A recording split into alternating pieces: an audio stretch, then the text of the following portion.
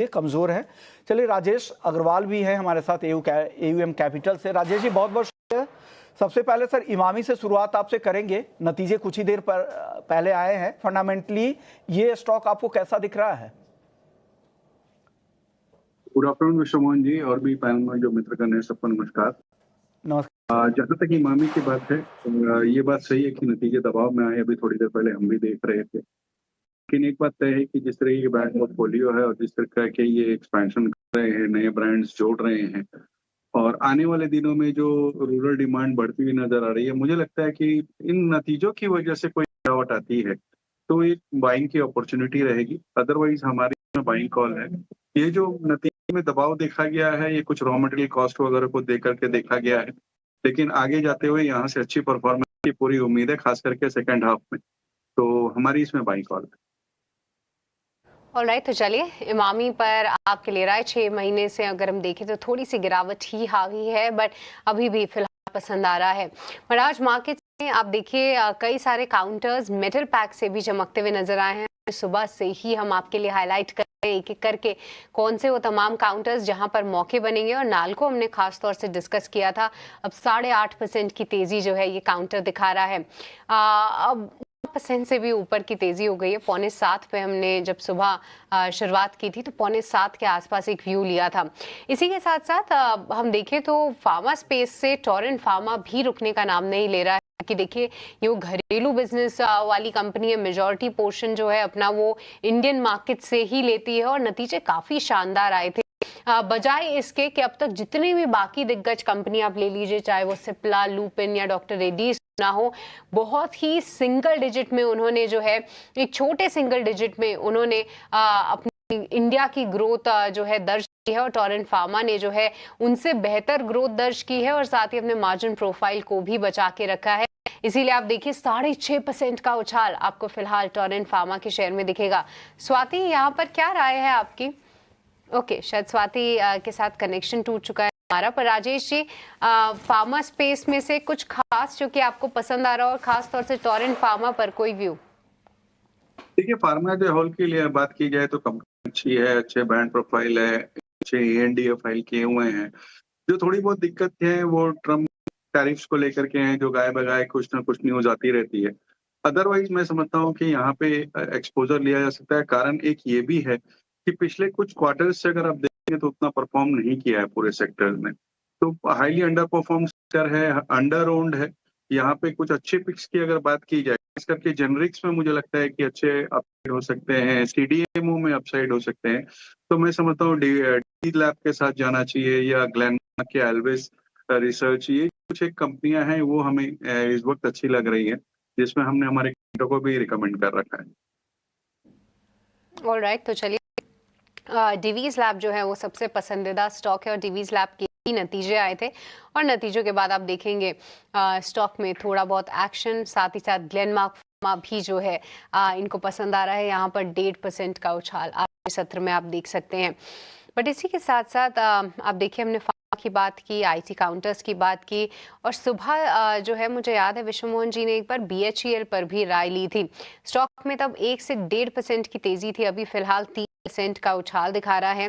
पर राजेश जी, हाल फिलहाल कोई बहुत ज्यादा पीएसयू काउंटर्स में जोश दिख नहीं रहा है, कोई इतना बात नहीं कर रहा है पीएसयू काउंटर्स की।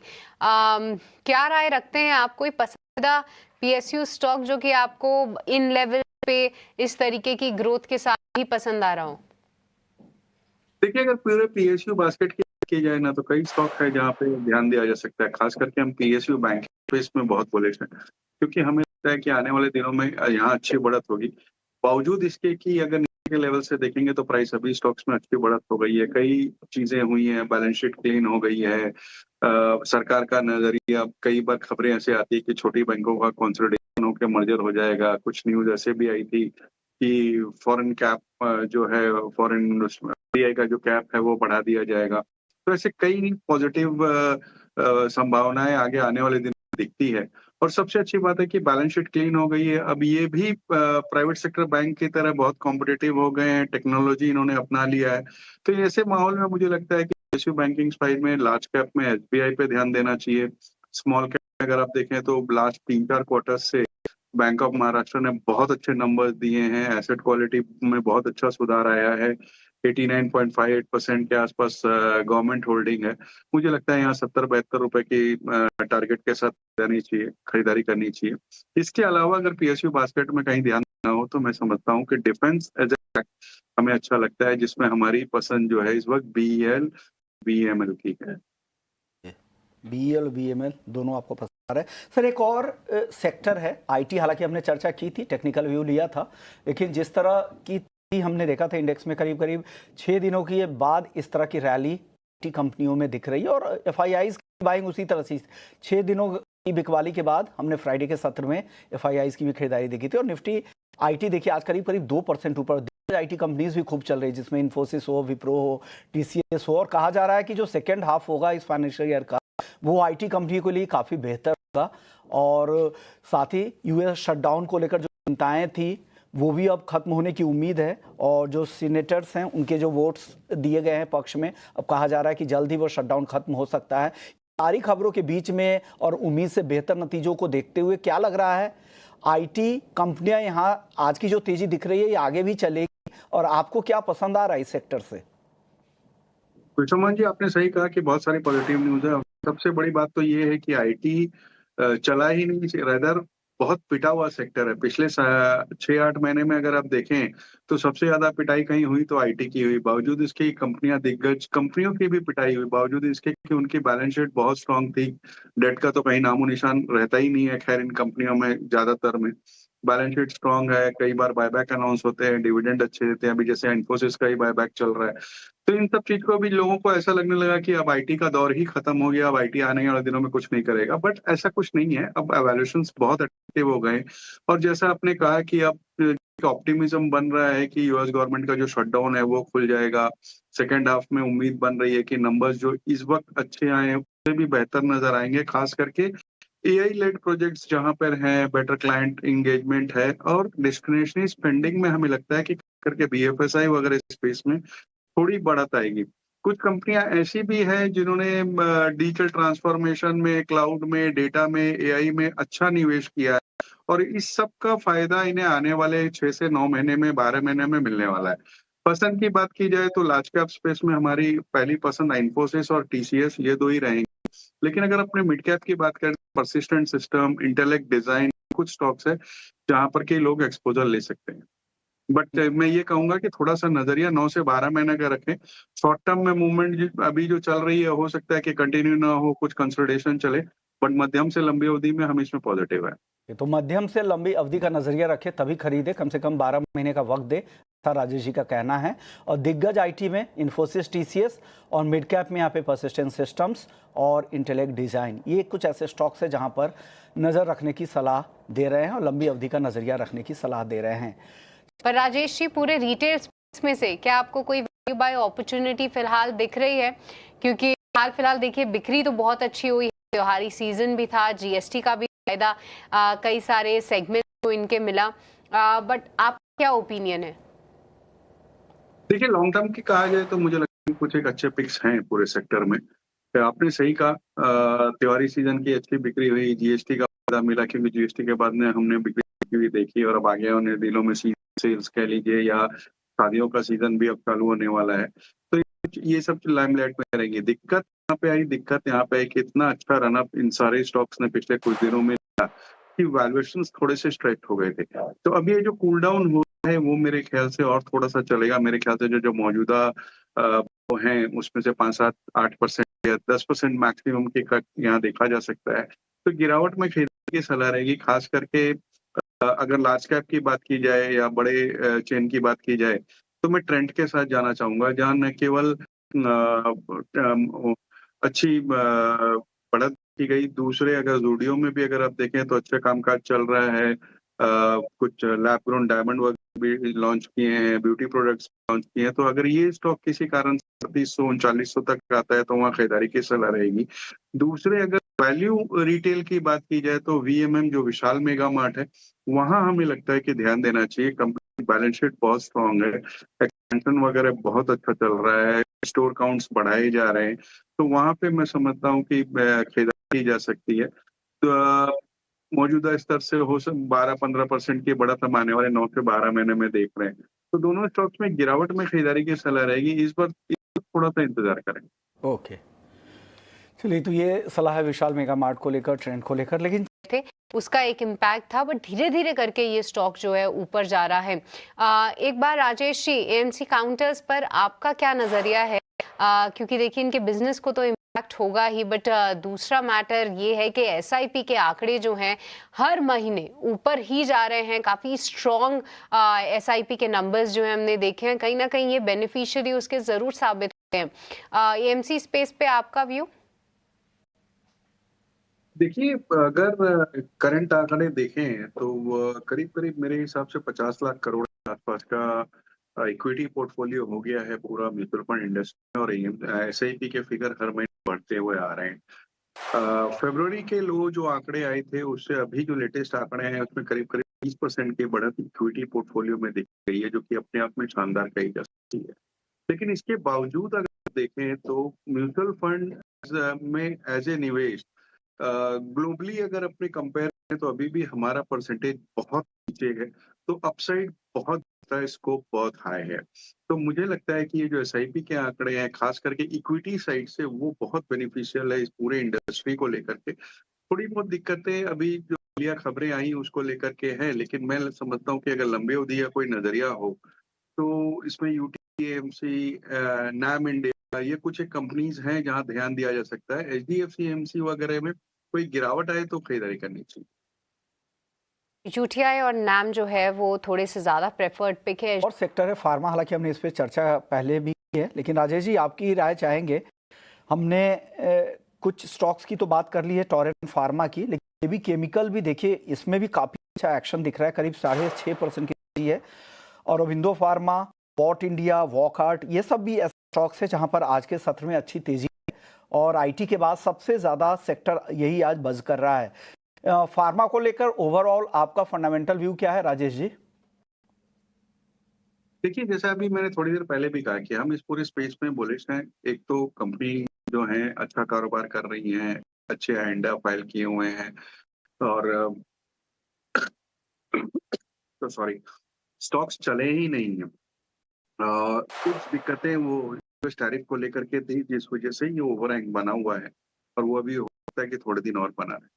लेकिन कंपनीज को अगर आप देखें तो अपनी जगह में बहुत शानदार कारोबार कर रही है, फिर वो चाहे वॉकहार्ट हो, जहाँ नए निमोस्लाइड वगैरह लॉन्च किए गए, नए ड्रग्स लॉन्च किए गए, या ट्रेंड की बात कर ली जहाँ रिजल्ट्स अच्छे आए हैं। तो हम इस पूरे स्पेस में बुलिश हैं। खास बुलिशनेस हमारी सीडीएमओ स्पेस में है, जहाँ हम समझते हैं कि जो लार्ज प्लेयर्स जैसे डीवीज वगैरह हैं वो अच्छा कर सकते हैं। फिर मिड कैप में जो कंपनियां हैं जैसे लुपिन, इप्का, यहाँ पे नजर रखनी चाहिए। तो इसमें हमारे क्लाइंटों को भी रिकमेंड कर रहा है। तो खास करके कंपनियां जो जिनका इंडिया स्पेसिफिक बिजनेस अच्छा खासा है या यूरोप में बिजनेस अच्छा खासा है, वहां पे हम बाइंग की सलाह दे रहे हैं। यूरोप में हो या फिर इंडिया सेंट्रिक बिजनेस जिनका ज़्यादा हो, वहाँ पर नज़र। करीब करीब 3.5% की गिरावट है, लोढ़ा में गिरावट दिख रही है 2.25% के आसपास की। रियल एस्टेट को लेकर राजेश जी आपकी राय क्या है? कैसा दिख रहा है सेक्टर, यहाँ से कोई है क्या आपकी? देखिए, रियल एस्टेट ऐसे सेक्टर देखेंगे ना तो अच्छा परफॉर्म किया पिछले 2-3 क्वार्टर्स में। सारी कंपनियों ने अच्छी बढ़त की। मेरे ख्याल से जो भी फंडामेंटल्स पॉजिटिव्स वो ऑलरेडी प्राइस में डिस्काउंटेड है, तो इस बार नई खरीदारी की सलाह नहीं है। दूसरे, अगर आप देखें तो लगातार कंपनियों में कॉर्पोरेट गवर्नेंस की, इन्वेंट्री की और कई चीजों की दिक्कतें रहती है जो कि रिटेल इन्वेस्टर्स के नहीं उचित रहता। तो हमने कई बार ये कहा है कि रिटेल इन्वेस्टर्स के लिए खास करके तो जो हाउसिंग रिटेल रियल की जो एंसिलरी कंपनीज है, जैसे पेंट कंपनियां हो, एशियन पेंट, वहां देना चाहिए, या हाउसिंग फाइनेंस कंपनीज में एलआईसी हाउसिंग फाइनेंस अच्छी लग रही है, या फिर पाइप्स वगैरह में देखा जाए तो एस्ट्रल अच्छा लग रहा है। तो वहां ध्यान देने की सलाह हमने हमारे क्लाइंटों को भी दे रखी है। और अगर किसी को स्पेसिफिक रियल स्टेट में ही निवेश करना हो तो मैं समझता हूँ डीएलएफ जैसी कंपनी पे ध्यान देना चाहिए, जहाँ पे उनके प्रोजेक्ट्स बहुत अच्छे हैं, बैलेंस शीट में उन्होंने डेट बहुत कम कर लिया है, इवन कॉर्पोरेट प्रॉपर्टीज थोड़ी बेहतर पड़ती है। तो ये कुछ एक स्टॉक्स है जहाँ हम बुलिश हैं। ऑलराइट। तो ये कुछ चुनिंदा काउंटर्स रियल एस्टेट पैक से जो कि फिलहाल राजेश जी को पसंद आ रहे हैं, और साथ ही साथ एंसिलरी काउंटर्स में से आप पाइप रिलेटेड काउंटर्स भी जो है चूज कर सकते हैं।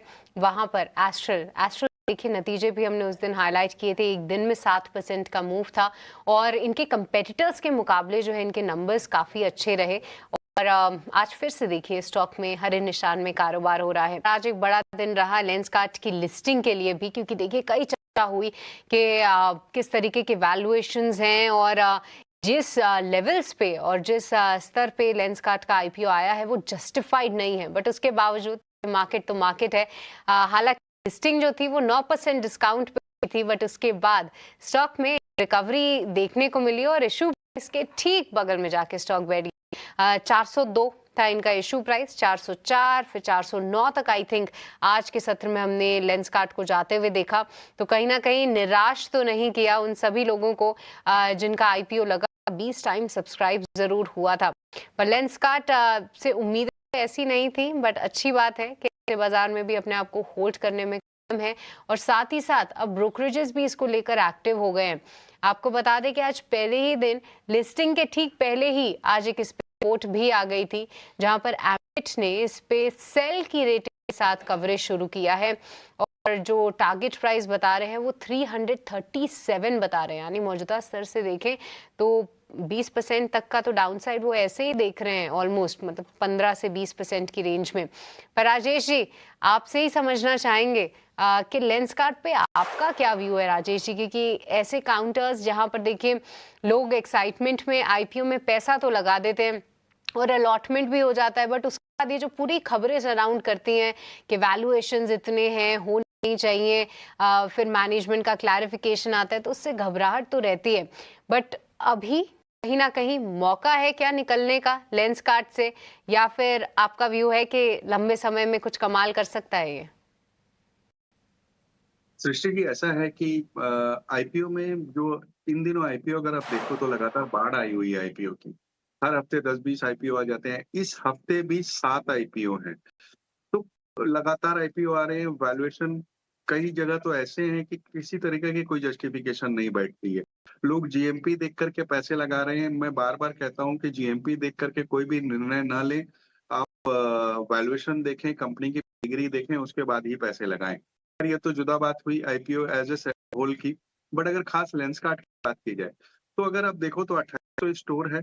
रेवेन्यू 61% इंडिया से आता है, 39% इंटरनेशनल है, ओमनी चैनल है, कई ब्रांड्स हैं, 5 उनकी फैसिलिटीज हैं, मैन्युफैक्चरिंग फैसिलिटीज, एक नहीं लगाने की बात है। सब कुछ अपनी जगह सही है, लेकिन अगर हम वैल्यूएशन देखेंगे तो 200 के ऊपर की पी पे मुझे कहीं से भी कंफर्ट नहीं आता है। और मैंने प्री आईपीओ भी कई बार कई प्लेटफॉर्म पे इसे अवॉइड की ही सलाह दी थी।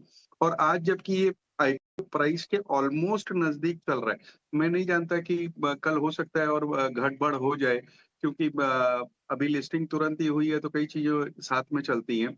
लेकिन ये एक निकलने का मौका है। लंबी अवधि में अच्छे पैसे बन सकते हैं क्योंकि ब्रांड बहुत अच्छा है, कारोबार अच्छा चल रहा है, सब कुछ ठीक है। बट मुझे यहाँ से गिरावट नज़र आती है। गिरावट में खरीदारी करेंगे। इस वक़्त एक बार जिनके भी आया है तो मामूली फ़ायदे-नुकसान में निकल जाएँ तो बेहतर होगा। तो अगर लंबी अवधि का नज़रिया तब तो बना सकते हैं, लेकिन अगर अभी आपका शॉर्ट टर्म का नज़रिया है तो यहाँ पे मुनाफा अगर हो रहा है तो लेकर निकल जाने की सलाह राजेश जी की तरफ से दी जा रही है। चलिए, ये एशियन पेंट को लेकर है। शुक्रिया आप तीनों मेहमानों का, श्रीकांत जी आपका, राजेश जी आपका, जी आपका, आप लोगों ने वक्त निकाला हमारे दर्शकों को गाइड किया। लेकिन चलिए